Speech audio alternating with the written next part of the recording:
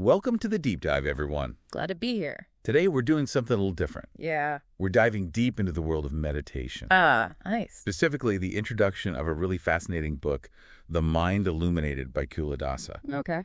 You know, there are so many meditation books out there. Right. What makes this one stand out? Why did we choose this one for our deep dive? Yeah, I'm interested too. Well, for starters, Culadasa blends ancient Buddhist wisdom with modern neuroscience in a way that's super practical and accessible. Yeah, that's something I've been hearing a lot about. He's not just a meditation teacher, you see. Ah. He's got a background in neuroscience, too, so he brings this really unique perspective. So he kind of bridges those two worlds then, the traditional and the scientific. Exactly. He's like the perfect bridge between the ancient wisdom of meditation and the modern understanding of the brain. And that's got to be insightful, right? It is. And, Mhm. you know, a lot of meditation books focus on stress relief or relaxation, which is great. Sure. But this one goes deeper. Deeper. Yeah. It's about understanding how your mind actually works and using that knowledge to achieve some pretty incredible results. Like what kind of results are we talking about? Well, the introduction lays out a bunch of potential benefits, from enhanced concentration and better sleep to managing anxiety and even this big thing he calls awakening. Awakening. Yeah, no, it sounds a bit intense, Right. right? A little bit. But it's basically about realizing your full potential as a conscious being, breaking free from limitations, and experiencing the world with way more clarity and wisdom.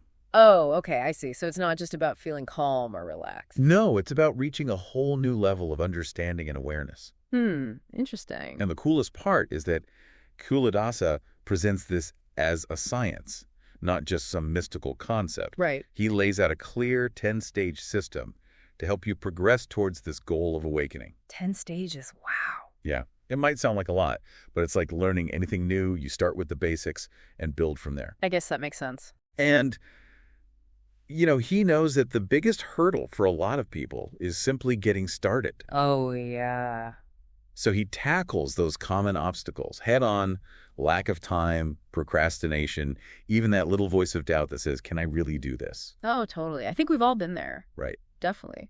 So how does he suggest we overcome those hurdles? Well, he really emphasizes making time for meditation, establishing a routine, and finding the right mindset. So it's like any worthwhile pursuit, it requires commitment. Right. Exactly. It's not just a quick fix. It's about dedicating yourself to the practice. And he even suggests finding a meditation buddy or a group for support. Oh, that's a good idea. Having some accountability. Right. I think that could make a big difference. I think so. Now, this 10-stage system, does the introduction give us a sneak peek of what those stages involve? It does touch on some of the core principles for sure. Okay, like what? For instance, he really emphasizes the importance of understanding how our minds work, specifically the interplay between attention and awareness. Okay, break that down for me. What does he mean by attention and awareness? Well, think of attention as a spotlight shining on a specific object, Okay. while awareness is more like a wide-angle lens, taking in the entire field of experience. So attention is narrow and awareness is broad. Exactly. And meditation is about learning to cultivate both. So it's like being able to focus on a single instrument in an orchestra, but also being aware of the whole symphony playing around it. That's a perfect analogy. It's a delicate balancing act. Definitely. Now, the introduction also mentions these 5 hindrances. Can you explain those? Right. These are obstacles that can really get in the way of your progress in meditation. And probably in life in general, right? Oh, absolutely. What are they? Well, he lists them as sensory desire, aversion, sloth and torpor, restlessness and worry, and doubt. Oh, I think I've definitely experienced all of those at some point. I think we all have, right? It's part of the human experience. So how do we deal with them? Well, the book goes into specific strategies for recognizing and overcoming each hindrance. Is it about suppressing them? Not really. It's more about understanding their nature and developing the skills to work with them skillfully. So becoming aware of your mental patterns and learning to navigate them better. Precisely. That awareness is really key. Got it. Now, the intro seems to lean heavily on the science behind meditation. Yeah. But how does Culadasa incorporate Buddhist wisdom into this scientific framework? He does it seamlessly, actually. Okay, how?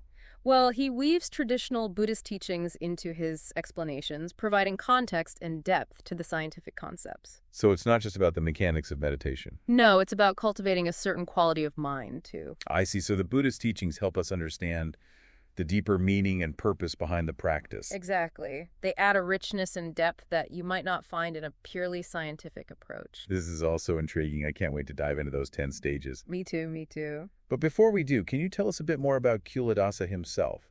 The introduction mentions his unique background. Sure. So as we mentioned, he has a background in neuroscience, but he's also been practicing Buddhist meditation for over 40 years. Wow, that's impressive. Right. He's the real deal. He's not just talking the talk, he's walking the walk. Yeah, exactly. So he brings both scientific knowledge and decades of personal experience to the table. That's right. A pretty powerful combination. It is.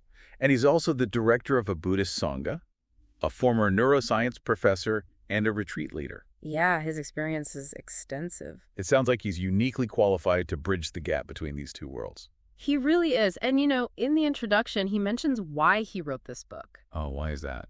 He felt there was a need for a clear and comprehensive guide to meditation, something accessible for beginners and experienced practitioners alike. So he wanted to demystify meditation and make it more accessible. Exactly. He felt that many people were drawn to it, but struggled to find reliable guidance that resonated with them. That makes sense. So he's not trying to make meditation this intimidating or exclusive practice. No, not at all. He emphasizes that it's about paying attention to your experience with curiosity and kindness, no matter your background or experience level. Okay, so he's really trying to make meditation approachable for everyone. That's exactly it. This is fascinating. I'm starting to see why this book is so special. Me too. It's a real gem. It blends science and spirituality. It's written by an expert with decades of experience, and it's designed to be accessible to everyone. And that's just the introduction. Right. Imagine what awaits us as we delve deeper into those 10 stages. It's going to be quite a journey. It is. But for now, we'll leave it there. Join us next time as we dive into those 10 stages and uncover the transformative power of the mind illuminated. Sounds good. Looking forward to it. Me too. Thanks for listening, everyone. See you next time. All right, so we've talked about the unique approach of this book. Right, blending science and Buddhism. Now, let's get into the meat of it, those 10 stages Culadasa outlines. Ah, yes, the heart of the system. Are these stages like super strict levels you have to master one by one? Well, not really. It's more of a gradual unfolding. You develop skills and insights as you progress, but it's not a rigid step-by-step process. So you might move back and forth between stages or experience aspects of multiple stages at once. Exactly. It's more like a spiral in a staircase. You might revisit certain areas, but each time with a deeper understanding. I like that, a spiral. And even though the book covers all 10 stages, the introduction really stresses the importance of those early stages. Right, building a solid foundation. Exactly. That's where you develop those core skills of attention and awareness. So for someone brand new to meditation, where do they start? What's stage 1 all about? Stage 1 is all about attending to the breath. Sounds simple enough. It sounds simple, but there's more to it than just breathing. I bet there is. What's the key to doing it effectively? Well, you need a specific object of meditation, and for beginners, the breath is ideal. Why the breath? It's always available, it's neutral, and it connects your body and mind. So by focusing on the breath, I'm giving my attention an anchor. Precisely. You're not trying to control the breath, just observe it. Observe the sensations of breathing. Yes. Noticing it as it goes in and out. Okay, but my mind's going to wander, right? That's what minds do. Oh, of course. That's completely normal. So what do I do when that happens? You use a technique called recognizing distractions. Okay, what's that? You simply observe those distractions without judgment and gently guide your attention back to the breath. So is this back and forth, focus, wander, return, repeat? Exactly. And as you practice, you'll stay focused longer. You're also becoming more aware of your own mental processes. Right. That understanding is crucial for moving through the stages. So we've mastered stage 1, attending to the breath. Got it. What's next? Stage 2 builds on that with continuous attention. Continuous attention. You're not just noticing distractions, you're actively trying to prevent them. Like leveling up our focus game. Exactly. It's called intentionally directed attention. You're choosing where your attention goes. You're the conductor of your mental orchestra. Love that analogy. But let's be real, my mind will still wander, right? Even with the best intentions. Of course. That's where working with subtle dullness comes in. Subtle dullness. You know, that foggy, unmotivated feeling you get sometimes during meditation? Oh yeah, like my mind's trying to sneak in a nap. That's it. And there's a technique for that. Brightening the mind. Brightening the mind. How does that work? It could be a subtle posture shift, bringing energy to your mind, or even visualizing something bright. Like a mental pick-me-up. Exactly. And you're not just fighting sleepiness, you're becoming more aware of your energy levels. Which is helpful in daily life too, right? Absolutely. These skills have a ripple effect. This is great. So we've got our foundation, attending to the breath. Stage 1. Then we deepen that focus and work with subtle dullness. Stage 2. What new challenges does Stage 3 bring? Stage 3 is called overcoming gross distraction. Gross distractions. Sounds intense. What are we talking about here? Those big, obvious distractions that pull you away. Like a loud noise or a strong sensation. Or even those intrusive thoughts that demand attention. Oh yeah, those can really hijack my meditation. Like a runaway train. Exactly. So in Stage 3, you learn to recognize these and skillfully disengage, bringing your attention back to the breath. Building that mental muscle to resist distractions. Precisely. And as you practice, you become more adept at recognizing them before they completely derail you. Developing mental agility. That's it. But how do we actually work with them? Are there any specific techniques? Culadasa introduces a technique called noting. Noting. You mentally label distractions as they arise without engaging with their content. Oh, interesting. Like if I hear a car horn, I just note hearing. Exactly. Or if you have a thought about work, you note thinking. Acknowledging it without getting caught up in it. Creating that mental space. That's a great tool for those intrusive thoughts. It really is. And you become aware of how many distractions bombard your mind daily. Lifting the veil on the mind's workings. And that awareness is key to dealing with them. This is all making so much sense. It's fascinating, isn't it? It is. So we've built our foundation, deepened our focus, and learned to handle those big distractions. We're making progress. Now, Culadasa talks about these stages as a journey towards awakening. Right. That ultimate goal. Do you think these early stages, are they already pointing us in that direction? Definitely. You're cultivating qualities essential for awakening mindfulness, concentration, understanding your own mind. Starting to see through those habitual patterns. Exactly. Planting the seeds for an awakened way of being.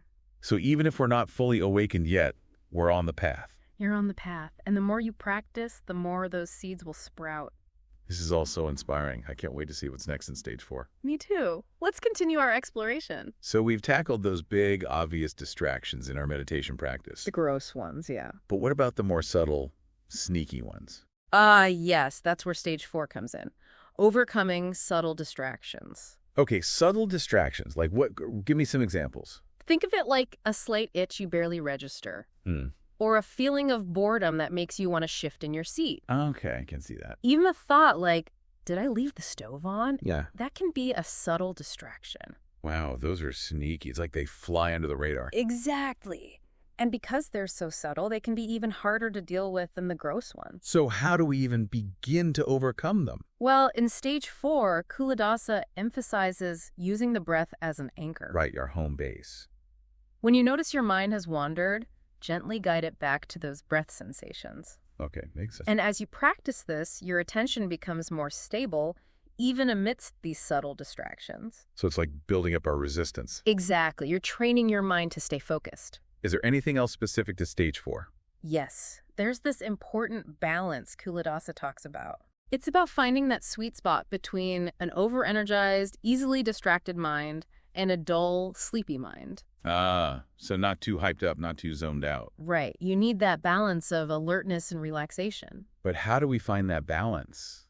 It sounds tricky. It takes practice, but you start by becoming more sensitive to your own energy levels. Okay, paying attention to how I'm feeling. If you're feeling over-energized, focus on calmness. And if I'm feeling dull, I can use those brightening techniques we talked about. Exactly. It's all about finding that optimal state. Like tuning an instrument to the perfect pitch. That's a great way to put it. So Stage 4 is all about refining our awareness, really paying attention to those subtle shifts in our mind and body. Precisely. You're becoming more attuned to those subtle fluctuations. And as we get better at this, our concentration deepens even further. Yes, you become less reactive to those subtle distractions. This is amazing. Yeah. It feels like each stage builds upon the last one, taking us deeper into this world of meditation. It is a journey of unfolding. Speaking of which, what comes after Stage 4?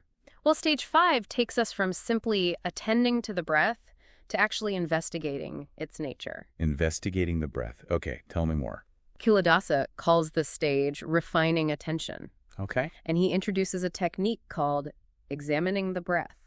So we're not just noticing the breath, we're really exploring it. You're becoming a breath detective. I like that. You might notice the temperature of the breath, the texture, the subtle movements in the body. It's like we're discovering a whole new world within something so familiar. Exactly. And by doing this, you deepen your concentration and gain insight into the impermanent nature of experience. Impermanent nature, what do you mean? You start to realize that everything is constantly changing, nothing stays the same. Wow, that's a powerful It realization. can be very liberating. So in stage 5, we're refining our attention and exploring the impermanence of our experience through the breath. You got it.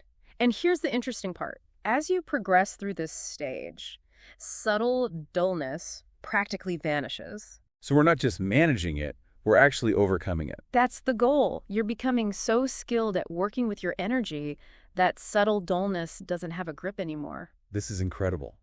It feels like we're unlocking hidden potential within ourselves through this practice. You're tapping into something truly profound. And the best part is, we have this amazing guide, the Mind Illuminated, to lead the way.